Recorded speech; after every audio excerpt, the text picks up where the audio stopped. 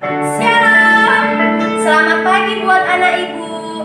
Kita berterima kasih kepada Tuhan karena kasih dan rahmat-Nya kita dapat beribadah bersama dalam kebaktian siswa.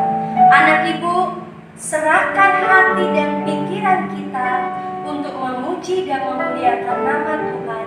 Kita saat teduh sejenak. Amin. Kita angkat lagu pujian kita hari ini, hari yang telah dijadikan Tuhan.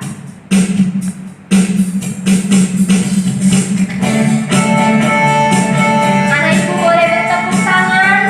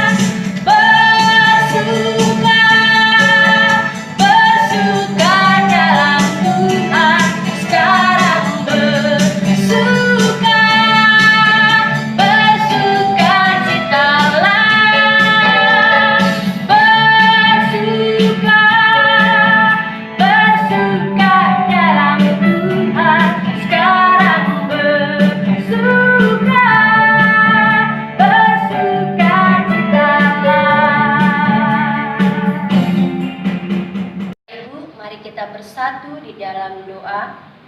Terima kasih Tuhan, terima kasih Yesus buat anugerah yang telah Engkau berikan kepada kami. Ya Tuhan, kami akan mendengarkan sebagian dari firman-Mu. Kiranya firman-Mu yang telah disampaikan dapat kami terapkan di dalam kehidupan kami sehari-hari. Ya Bapa, hanya doa ini yang kami panjatkan kepadamu. Demi anak-Mu Yesus Kristus kami berdoa dan mengucap syukur. Amin. Sebelum kita mendengarkan firman Tuhan yang dibawakan oleh Ibu Pendeta Ramaria Ritonga, mari kita angkat lagu pujian kita, Kasih Bapa.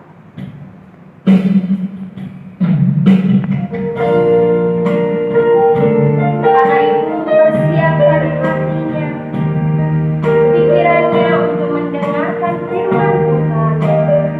Sambil kita angkat lagu pujian kita, seperti mentari yang bersinar, seperti itu kasih Bapa.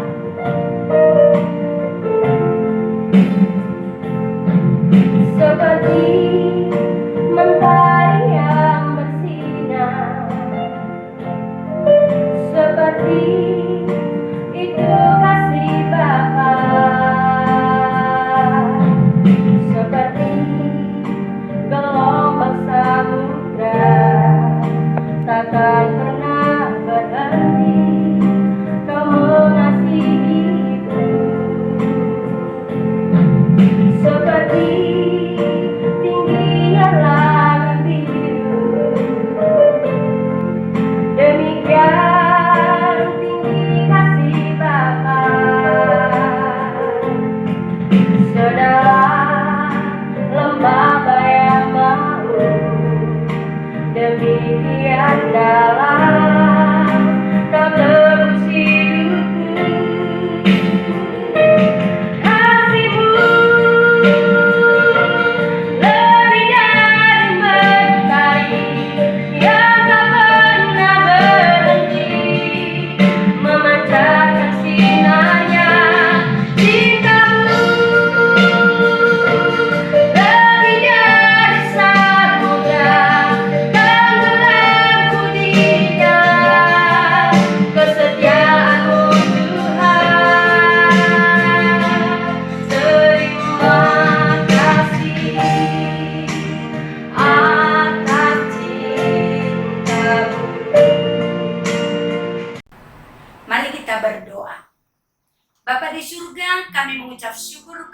kehadiran-Mu, untuk kesempatan yang Tuhan berikan bagi kami pada hari ini. Kami boleh membaca dan merenungkan firman-Mu. Kami rindu Tuhan agar Engkau menolong kami, mengajari kami, mengerti apa yang Tuhan ingin ajarkan bagi kami lewat kebenaran firman-Mu yang kami baca dan renungkan hari ini. Terima kasih ya Bapa. Di dalam nama Tuhan Yesus, Juru Selamat kami yang hidup, kami berdoa dan mengucap syukur.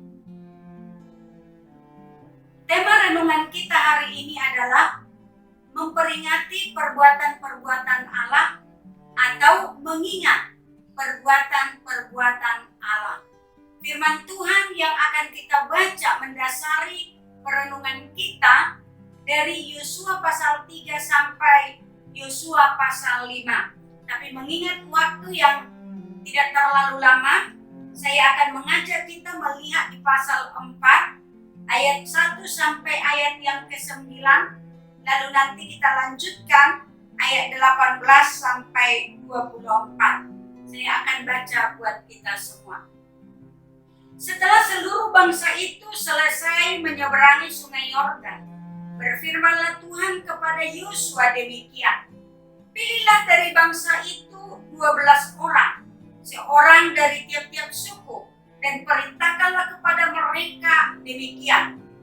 Angkatlah 12 batu dari sini, dari tengah-tengah sungai Yordan, dari tempat berjejak kaki para imam itu, bawalah semuanya itu ke seberang, dan letakkanlah di tempat kamu akan bermalam nanti. Lalu Yosua memanggil ke-12 orang yang ditetapkannya dari orang Israel itu, seorang dari tiap suku. Dan Yosua berkata kepada mereka, menyeberanglah di depan tabut Tuhan Allahmu ke tengah-tengah sungai Yordan, dan angkatlah masing-masing sebuah batu ke atas bahumu menurut bilangan suku orang Israel, supaya ini menjadi tanda di tengah-tengah kamu. Jika anak-anakmu bertanya di kemudian hari, apakah artinya batu-batu ini bagi kamu? Maka haruslah kamu katakan kepada mereka bahwa air sungai Yordan terputus di depan tabut perjanjian Tuhan. Ketika tabut itu menyeberangi sungai Yordan, air sungai Yordan itu terputus. Sebab itu batu-batu itu akan menjadi tanda peringatan bagi orang Israel untuk selama-lamanya. Maka orang Israel itu melakukan seperti yang diperintahkan Yosua. Mereka mengangkat 12 batu dari tengah-tengah sungai Yordan, seperti yang difirmankan Tuhan kepada Yosua menurut jumlah suku Israel. Semuanya itu dibawa mereka lah ke seberang, ke tempat bermalam, dan diletakkan di situ. Pula Yosua menegakkan 12 batu di tengah-tengah sungai Yordan itu, di tempat bekas berjejak kaki para imam pengangkat tabut perjanjian itu. Batu-batu itu masih ada di sana sampai sekarang. Ayat 18. Ketika para imam pengangkat tabut perjanjian Tuhan itu keluar dari tengah-tengah sungai Yordan, dan baru saja kaki para imam itu dijejakkan di tanah yang kering, maka berbaliklah air sungai Yordan itu ke tempatnya dan mengalir seperti dahulu dengan meluap sepanjang tepinya. Bangsa itu telah keluar dari sungai Yordan pada tanggal 10 bulan pertama, dan mereka berkemah di Gilgal di batas timur Yeriko. Ke-12 batu yang diambil dari sungai Yordan itu ditegakkan oleh Yosua di Gilgal. Dan berkatalah ia kepada orang Israel demikian, apabila di kemudian hari anak-anakmu bertanya kepada ayahnya, apakah arti batu-batu ini? Maka haruslah kamu beritahukan kepada anak-anakmu begini, Israel telah menyeberangi sungai Yordan ini di tanah yang kering.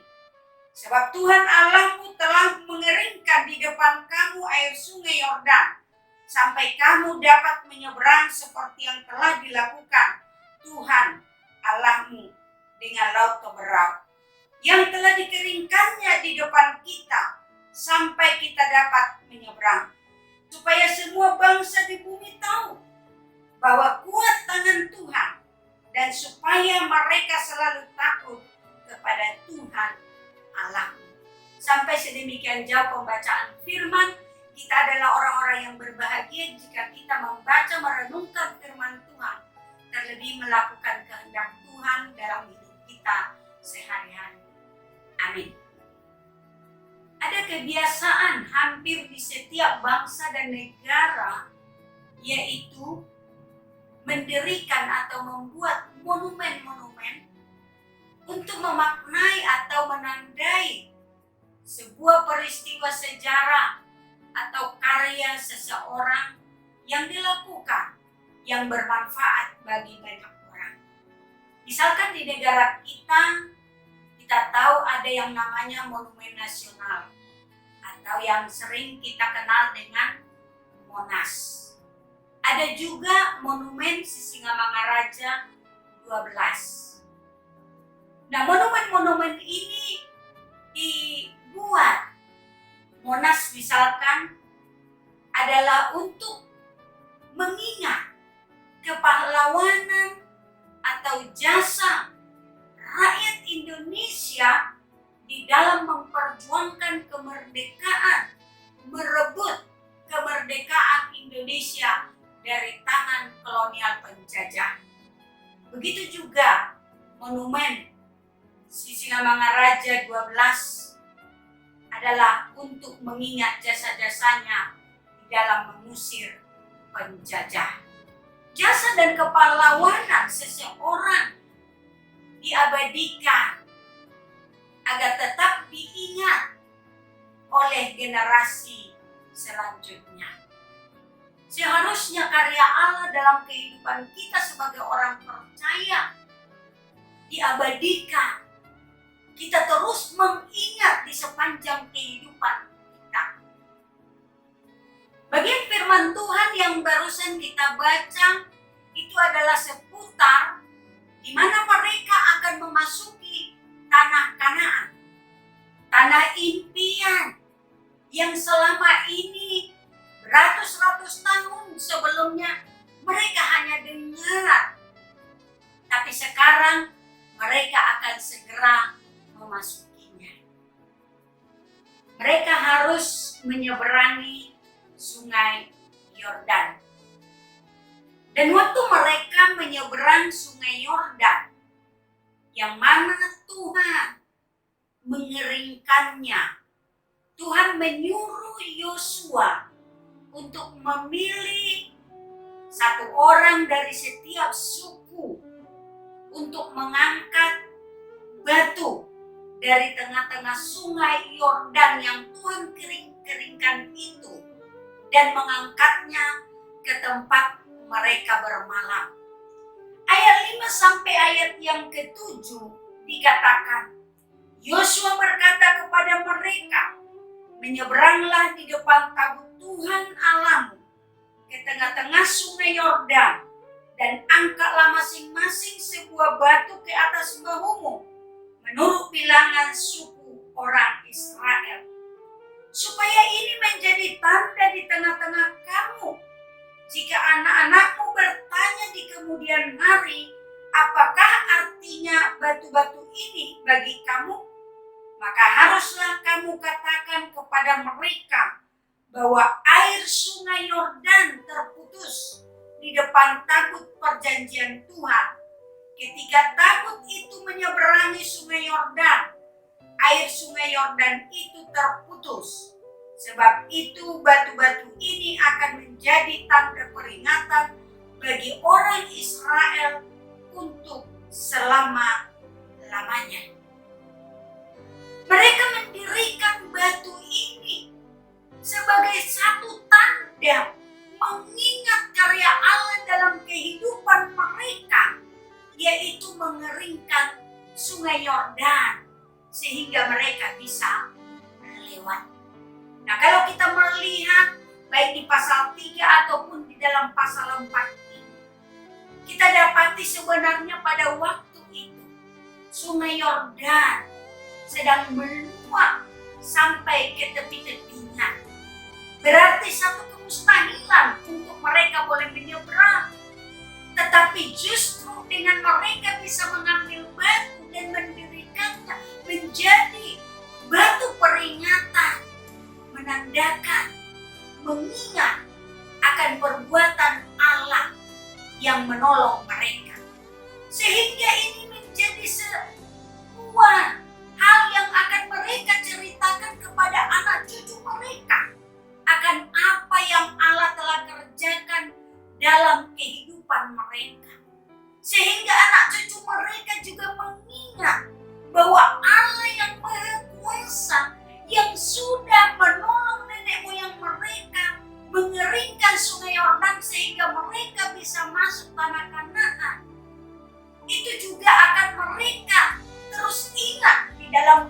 kehidupan mereka. Di dalam ayat 23 dan 24 di sana juga dikatakan, sebab Tuhan Allahmu telah mengeringkan di depan kamu air sungai Yordan, sampai kamu dapat menyeberang, seperti yang telah dilakukan Tuhan Allahmu dengan laut Toberau yang telah dikeringkannya di depan kita, sampai kita dapat menyeberang. Supaya semua bangsa di bumi tahu bahwa kuat tangan Tuhan, dan supaya mereka selalu takut kepada Tuhan Allah. Allah ingin supaya bangsa Israel terus mengingat karya Allah dalam kehidupan mereka. Bukan cuma mereka, tetapi anak-anak cucu mereka, bahkan orang-orang di sekitar mereka, bahwa Allah yang senantiasa menyertai mereka, dan tangan Tuhan yang kuat yang menyeberangkan mereka di sungai Yordan dan membawa mereka masuk ke tanah Kanaan. Seharusnya kita juga memaknai karya Allah dalam kehidupan kita.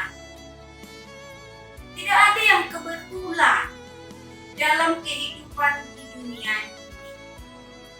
Semua yang terjadi di dalam hidup atau di alam semesta ini ada di dalam pengetahuan dan kontrol Allah. Dan seharusnya kita sebagai orang yang percaya melihat bagaimana Tuhan berkarya di dalam kehidupan kita dan memaknai setiap peristiwa di mana Allah berkarya dalam hidup kita. Misalkan ketika kita lahir, mengingat hari ulang tahun kita, seharusnya kita memaknai bagaimana Allah yang sudah menciptakan kita, memberikan kita hidup, dan menghadirkan kita di tengah-tengah dunia ini.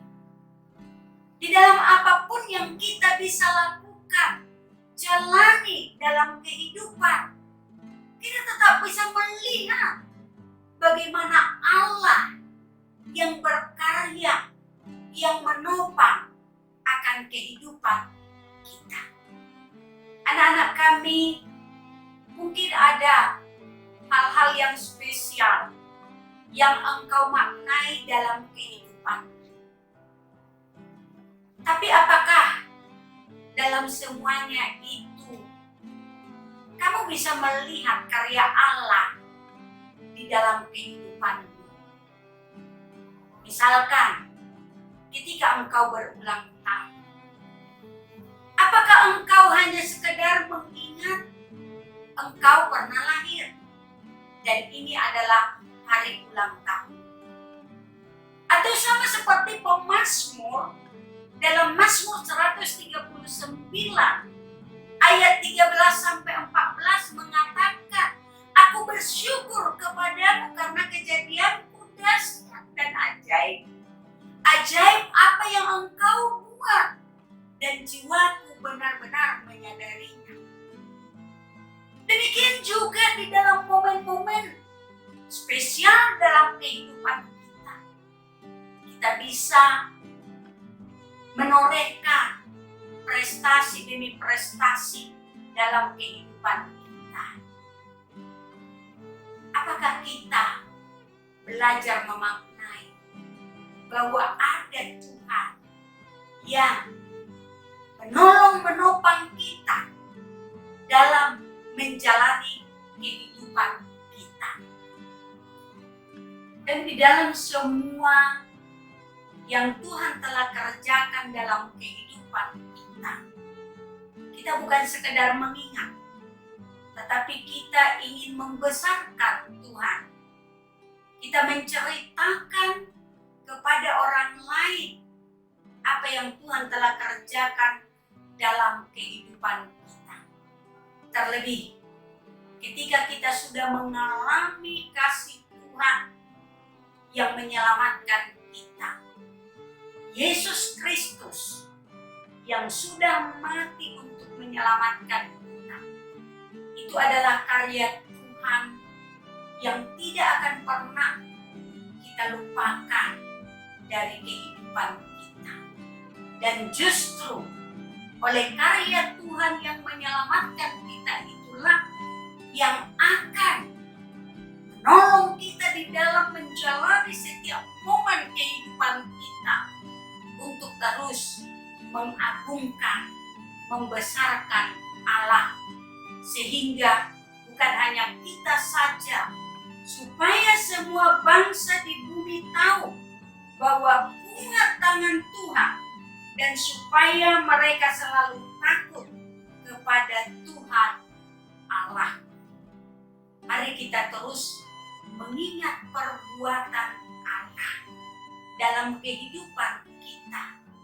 Lewat semua itu, banyak orang juga boleh datang percaya kepada Tuhan. Amin. Mari kita berdoa. Bapa di surga, benar ya Tuhan, ada banyak karya Tuhan dalam kehidupan kami. Sejak kami ada hadir di tengah-tengah dunia ini, kami bertumbuh menjadi besar. Dan di dalam perjalanan kehidupan kami, ada banyak hal yang Tuhan kerjakan. Kami bersyukur untuk semuanya itu Tuhan. Dan biar Engkau terus menolong kami, agar kami terus mengingat karya Tuhan dalam hidup kami. Dan kami juga boleh menceritakan kepada banyak orang, sehingga ada banyak orang juga boleh mengenal Engkau dan memiliki hati yang takut akan Engkau. Terima kasih Tuhan. Dalam nama Tuhan Yesus kami berdoa dan mengucap syukur.